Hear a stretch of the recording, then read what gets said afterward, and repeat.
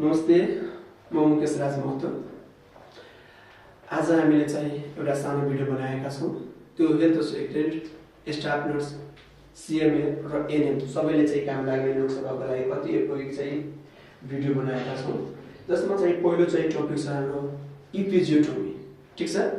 अब इपिजियोटोमी के छ, कहाँ गर्नुपर्ने हुन्छ, कति प्रकारका हुन्छ, यसबाट हुन सक्ने कम्प्लिकेसन के छ, यसैको बारेमा आज हामी छलफल गर्नेछौँ। पहिलो चाहिँ बुझ्दाखेरि इपिजियोटोमी हैन, इपिजियोटोमीलाई अरु के नामले चिनिन्छ त है। इपिजियोटोमीलाई अरु चाहिँ पेरिनियोटोमीको नामले चिन्ने गर्छ है, पेरिनियोटोमी। ठीक छ। पेरिनियोटोमी किन यसलाई भनेको होला त, पेरिनियो भनेको चाहिँ पेरिनियम एरियामा हैन, र टोमी अर्थ हुन्छ कट, यानी कि पेरिनियम एरियामा काट्ने भएको कारणले गर्दाखेरि यसलाई चाहिँ के भनेको छ त, इपिजियोटोमी भनेको छ। अब यो भनेको के हो त इपिजियोटोमी भनेको के हुन्छ भने इपिजियोटोमी इज अ है सर्जिकल प्लानेड इन्सिजन हैन, सर्जिकल प्लानेड इन्सिजन हो जुन हैन, a surgical planned incision given during labour है। लेबर को बेलामा गर्ने चाहिँ एक किसिमको चाहिँ सर्जिकल प्लानेडलाई हामी चाहिँ के भन्छौँ भने इपिजियोटोमी भन्ने गर्छ। ठीक छ है। यहाँ यो चाहिँ के बुझ्नु होला, सर्जिकल प्लानेड हैन। कहिलेकाहीँ यसलाई रुटिन एक्जामिनेसन है, रुटिन प्रोसिड्युरको रूपमा युज गर्नु हुँदैन है, रुटिन प्रोसिड्युरमा युज नगर्ने। यो रुटिन प्रोसिड्युरको अर्थ कस्तो हुन्छ भने सबैलाई गर्ने हैन, त सबैलाई त गर्नु छैन नि, जरा आवश्यक छ त्यसलाई मात्रै गर्ने हो। त्यही भएर यो चाहिँ प्लानेड इन्सिजन हो, नट रुटिन इन्सिजन है। यो चाहिँ नट रुटिन इन्सिजन। अब तपाईले सोधिन्छ कुन बेला गर्ने, टाइमिङ। सर इपिजियोटोमी अब कुन बेला गर्ने त इपिजियोटोमी गर्ने भनेको चाहिँ सबैभन्दा फर्स्ट अप्सन चाहिँ के राख्नु होला, यो चाहिँ सेकेन्ड स्टेज अफ लेबरमा गर्छ। ठीक छ, सेकेन्ड स्टेजमा गर्छौ। यदि सेकेन्ड स्टेज अप्सनमा छैन भने कहाँ जाने त, कहाँ जाने भनेको चाहिँ जस्ट बिफोर है, जस्ट बिफोर क्रोलिङ, जस्ट बिफोर क्रोलिङमा चाहिँ जानुपर्छ हैन। क्रोलिङ भनेको के हुन्छ भने जस्ट बिफोर क्रोलिङ भनेको चाहिँ टाउको जस्ट देख्नुभन्दा जस्ट अगाडि हामीले के गर्नुपर्छ त, यो चाहिँ काट्नुपर्छ। ठीक छ। त यो चाहिँ पेरिनियोटोमी पनि भनिन्छ। यो एउटा सर्जिकल प्लानेड हो जुन लेबरको बेलामा पेरिनियम एरियामा काटिनेछ, र यसलाई हामी चाहिँ कुन बेला काट्छौँ तपाईले सोधिन्छ भने सेकेन्ड स्टेज अफ लेबर, वा त्यो अप्सनमा नभएको खण्डमा तपाईले यो अप्सन चाहिँ भेट्नुहुन्छ जस्ट बिफोर क्रोलिङ। ठीक छ। अब सर यो कति प्रकारको होला हैन, त यो चाहिँ इपिजियोटोमी जम्मा 4 प्रकारको हुन्छ। ठीक छ। टाइप्स अफ इपिजियोटोमीलाई हेर्ने हो भने हैन है, यसको टाइप्स हेर्ने हो भने जेनरली चाहिँ के हुन्छ, 4 प्रकारको हुन्छ। कुन कुन हुन्छ त सर, यो भनेको चाहिँ एउटा भनेको चाहिँ मिडलाइन इन्सिजन है, मिडलाइन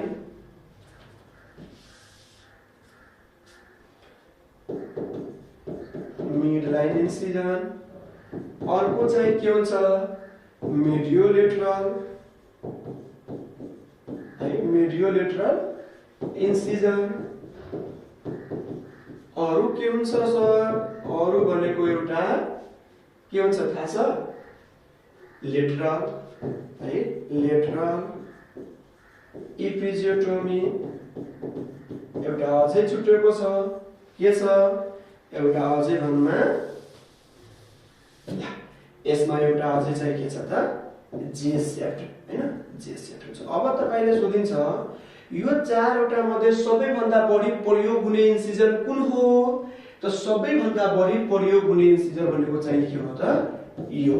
त्यही भएर हामी भन्न सक्छौं मोस्ट कमन। सो यो मोस्ट कमन हो भने सेकेन्ड कमन पनि छ हो, सेकेन्ड पनि कमन छ है।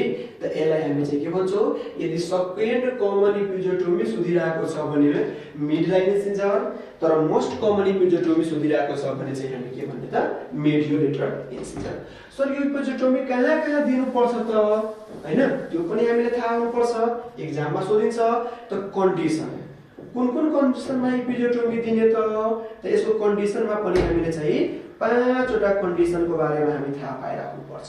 त सर कुन कुन कन्डिसन हुन्छ त पहिलो नम्बरमा लार्ज बेबी, ठीक छ, लार्ज बेबीमा दिने वा यसैलाई हामी भन्न सक्छौ माक्रोसोमिया, ठीक छ। माक्रोसोमिया भन्नको लागि के हुनुपर्छ त मोर देन 4 केजी, बच्चाको वेट चाहिँ 4 केजी भन्दा चाहिँ बढी भएको अवस्था हुनुपर्छ। अरु यो कुन कुन अवस्थामा दिने त सर, अरु भनेको प्री टर्म बेबीमा पनि दिनुपर्छ है, प्री टर्म हैन वा प्री मेच्योर बेबीमा पनि दिनुपर्छ। किन त सर, यहाँ धेरै बल गयो भने क्यापेट सक्सिडेनम चाहिँ हुन सक्छ, त्यही भएर चाहिँ प्री टर्म वा प्री मेच्योरमा चाहिँ हैन बेबीमा दिनुपर्छ, ठीक छ। अर्को चाहिँ कुन कुन अवस्थामा त, अर्को भनेको माल प्रेजेन्टेसनमा, ठीक छ। अरु कुन कुन अवस्थामा दिन्छौ त माल प्रेजेन्टेसनमा दिने गर्छ। अरु पनि छ सर, अरु पनि छ रिजिड पेरिनियम, पेरिनियम पुरै एरिया चाहिँ टाइट भइसकेको छ के, रिजिड पेरिनियम छ भने त्यहाँबाट पनि हामी इपिजोटोमी दिन्छौँ। अरु शोल्डर डिस्टोकिया छ त्यहाँबाट पनि हामी दिन्छ है, शोल्डर डिस्टोकिया, ठीक छ। यो चाहिँ के भयो त कन्डिसनहरु भयो। त कुन कुन कन्डिसनमा दिन्छ त लार्ज बेबीमा, प्रीटर्म बेबीमा, माल प्रेजेन्टेसनमा, रिजिड पेरिनियममा, शोल्डर डिस्टोकियामा, यिनीहरुमा चाहिँ जेनरली हामी चाहिँ के गर्छौं त इपिजोटोमी दिने गर्छौं, ठीक छ। कुन किसिमको इपिजोटोमी दिने गर्छौं त मेडियोलेटरल बडी, त्यो छैन भने हामी चाहिँ के दिन्छौं त है मिड लाइन इन्सिजन हुन्छ। अब तपाईलाई सोधिन्छ अब इन्सिजन त दिने कति दिने हैन, अब इन्सिजन त सर दिने तर कति दिने हैन त है, त्यसपछि है इन्सिजन हैन, इन्सिजन के कति दिने त जेनरली हामीले अप टु हैन 2.5 टु 3 cm हैन, कम्तीमा हामीले चाहिँ 2.5 देखि लिएर 3 cm सम्म चाहिँ के गर्नु सर दिनु पर्ने हुन्छ, ठीक छ। त इपिजोटोमीको नर्मली कति दिन्छ त याद राख्नु होला, 2.5 देखि लिएर 3 सेन्टिमिटर दिन्छौं। कुन बेला दिन्छौं त सेकेन्ड स्टेज अफ लेबरमा दिन्छौं, वा त्यो अप्सनमा नभएको बेलामा हामी कहाँ दिन्छौं त है, हामी कहाँ दिन्छौं त जस्ट बिफोर क्रोलिङमा दिन्छौं, ठीक छ। अब तपाईले सोधिन्छ यसको त रिपेयर पनि त गर्नु पर्यो नि त, अब सर रिपेयर कसरी गर्ने त रिपेयरलाई हेर्नु त, रिपेयर गर्ने क्रममा हामीले चाहिँ हैन केबाट गर्ने रिपेयर हैन त हामीले रिपेयर पहिला के गर्छौं भने तपाईले क्वेशनमा सोधिन्छ इपिजोटोमी गर्दाखेरि कति लेयरलाई रिपेयर गरिन्छ त सर 3 वटा लेयरलाई रिपेयरिङ गरिन्छ। सर कुन कुन लेयरलाई गरिन्छ त भित्रबाट चाहिँ रिपेयर गरिन्छ, त्यही भएर चाहिँ भित्रको लेयर भनेको चाहिँ के हुन्छ पहिला भेजाइनल म्युकोसा हुन्छ, ठीक छ, भेजाइनल म्युकोसा हुन्छ, त्यो भन्दा भित्र आयो भने के हुन्छ, त्यो भन्दा चाहिँ भित्र आयो भने के बाहिर आयो भने चाहिँ मसलको लेयर हुन्छ, त्यही भएर मसलमा गर्नु, र लास्टमा चाहिँ के हुन्छ स्किनको लेयर आउँछ, त्यही भएर लास्टमा गर्ने भनेको के हो त स्किनको गर्ने हो, ठीक छ। त कतिवटा भयो एउटा दुईटा तीनवटा। अब सोधिन्छ रिपेयर त गर्ने सर केबाट गर्ने हैन, रिपेयर गर्न त गर्ने केबाट गर्ने त रिपेयर बाइ हैन है, वा कुन सूत्रको प्रयोग गरिन्छ त रिपेयर बाइ, रिपेयर बाइ हामी चाहिँ एब्जोरेबल सूत्रको प्रयोग गर्छौं, जुन चाहिँ गलेर जान्छ नि त एब्जोरेबल सूत्रको हामी प्रयोग गर्छौं। एब्जोरेबल सूत्रमा पर्ने भनेको के हो त कट गट हैन, कट गटबाट हामी चाहिँ के गर्छौं त गर्छौं, किन त किनभने गलेर जान्छ, जो नर्मली चाहिँ कति दिनमा गलेर जान्छ त 7 देखि लिएर 10 दिनमा चाहिँ गलेर जान्छ, ठीक छ। के याद गर्नुपर्ने हुन्छ त कति दिने है, कुन लेयरलाई गर्ने, केबाट गर्ने, कुन कन्डिसनमा इन्सिजन गर्ने हैन, कुन कन्डिसनमा चाहिँ हामीले चाहिँ हैन यो चाहिँ इपिजोटोमी दिनु पर्ने हुन्छ त्यो भयो। त्यसपछि तपाईले चाहिँ सोध्ने भनेको जसरी यो अढाई सेन्टिमिटर तपाईले क्वेशनमा सोधिन्छ कि सर इपिजोटोमी कति दिन्छ त कति दिन्छ त अढाई सेन्टिमिटर दिन्छ है। इपिजोटोमी हामी नर्मली कति दिन्छौं त अप टु अढाई सेन्टिमिटर। अढाई सेम लाई हामी 1 इन्च भन्न सक्छौं। अढाई इन्च लाई हामी अढाई सेन्टिमिटर लाई हामी 2.5 सीएम लाई 1 इन्च भन्न सक्छौं किनभने 1 इन्च बराबर चाहिँ कति हुने हो त 2.5। अब 1 इन्च सम्म चाहिँ हामीले के याद हुनुपर्छ त जसरी चाहिँ हामीले चाहिँ आई बलको डायमिटर कति हुन्छ सर त आई बलको डायमिटर अढाई सेन्टिमिटर।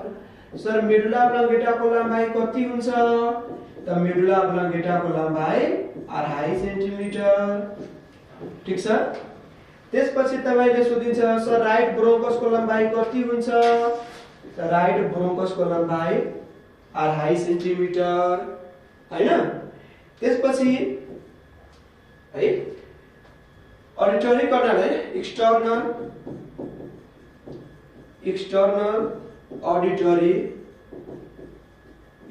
ऑडिटरी कैनालको लम्बाइ कति हुन्छ त सर अढाई सेन्टिमिटर हैन। ठीक छ है। यो अढाई सँग चाहिँ हामीले चाहिँ यो 4-5 वटा कुरा हामीले चाहिँ थाहा पाइराख्नु पर्ने हुन्छ। ठीक छ। ल अब रिपेयर पनि गर्दियौ। अब तपाईले सोधिन्छ कि सर यसको कम्प्लिकेसन तपाईले सोधिन्छ कि इपिजोटोमीको मोस्ट कमन कम्प्लिकेसन कुन हो त है त कम्प्लिकेसन को रूपमा तपाईले सोधिन्छ भने है कम्प्लिकेसन यसको चाहिँ के छ त कम्प्लिकेसन धेरै भए तापनि यसको चाहिँ मोस्ट कमन कम्प्लिकेसन तपाईले सोधिन सकिन्छ। मोस्ट कमन कम्प्लिकेसन सोधिरहेको छ भने डिस्परयुनिया भन्नु होला हैन।